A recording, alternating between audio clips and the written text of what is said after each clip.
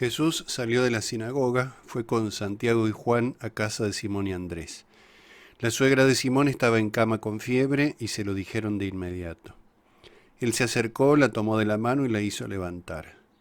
Entonces ella no tuvo más fiebre y se puso a servirlos.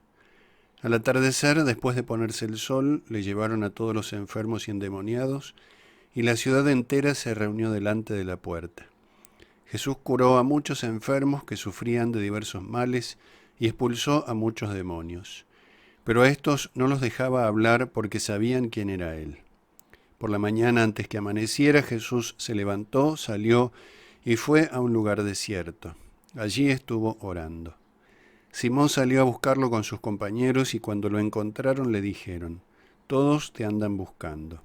Él les respondió: «Vayamos a otra parte a predicar también en las poblaciones vecinas, porque para eso he salido».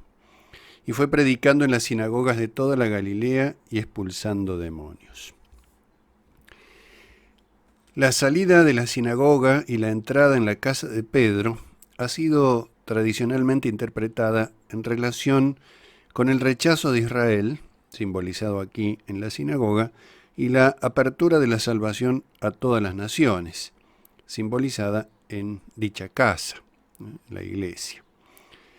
En esa misma línea es posible interpretar la figura de la suegra de Pedro como representante de la humanidad herida por el pecado y salvada por Cristo. De allí que esa enfermedad que padecía le impide el servicio, y luego de ser sanada por Cristo comienza a ejercerlo. Más aún, tampoco es casual el uso del verbo levantar y de otro muy parecido que será aplicado enseguida al propio Jesucristo y que apunta en la dirección del misterio pascual, cuando el Señor se levante, resucite al tercer día.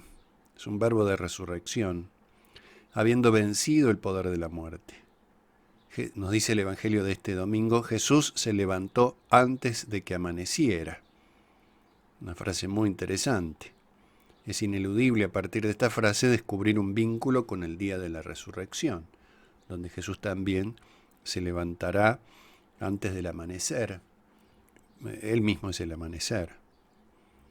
Notemos también el parecido de la acción con la suegra de Pedro con otras acciones de Jesús, por ejemplo, cuando resucita a la niña que tenía 12 años.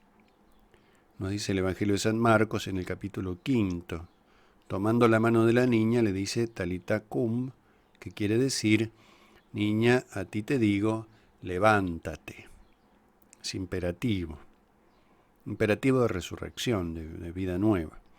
Tanto aquí como allí el sentido ulterior del texto alude a la maravilla de la obra de Dios, no solo por curar una enfermedad o rescatar de la muerte, sino porque así se anuncia la redención. Aquella fiebre es como el signo de la humanidad bajo el influjo del pecado, imposibilitada de ponerse al servicio de Dios. Y esa mano salvadora está tendida hacia nosotros para llegar a la raíz de nuestro mal y restaurarnos. Hay así un gran acento en la proximidad.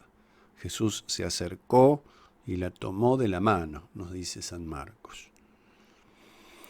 Una imagen de la encarnación, por supuesto. Las imágenes eclesiales tienen también acá en este evangelio un gran relieve. A la hora del atardecer, al ponerse el sol, nos dice el evangelio, se forma una comunidad doliente frente a la puerta de la casa de Pedro donde se encontraba Jesús. El Señor en el Evangelio de San Juan se presentará como la puerta de entrada al redil que es la iglesia, como el paso por quien llegamos al Padre. Capítulo 10 de San Juan. Es interesante el verbo que usa Marcos para referirse a lo que sucede allí, frente a la puerta. Usa este verbo, episinago, reunir, por su relación al sustantivo colocado al comienzo, sinagogué, la reunión, la asamblea. Hay una nueva asamblea ahora frente al Señor, congregada misteriosamente por Él, por su sola presencia en la casa de Pedro, de la cual Él es la puerta. Representa la comunidad de los redimidos, de quienes reconocen necesitar de Jesús y le abren su corazón. Y sucede al atardecer, cuando no se pone simplemente el sol que ilumina nuestro mundo, sino el sol que se pondrá en el oscurecimiento del Viernes Santo, ese declinar, ese oscurecimiento, esas sombras, nos dice el relato de la pasión, que se extendieron por el mundo.